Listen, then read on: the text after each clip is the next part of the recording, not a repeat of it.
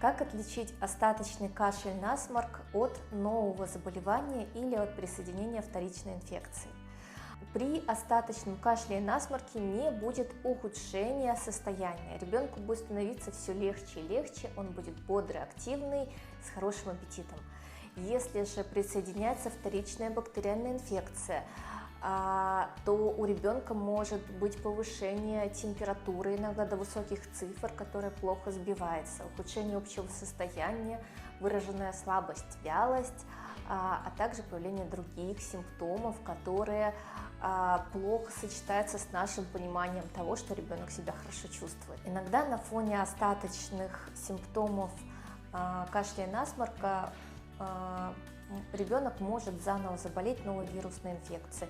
Тоже может подняться заново температура, могут присоединиться новые симптомы. Ну вот почему? Ну почему, когда вот когда мы вот только мы вот и вот ну почему, а? Согласен. А чтобы точно понять, что происходит с ребенком, при новой волне новых симптомов лучше показаться педиатру, а иногда и сделать дополнительные анализы.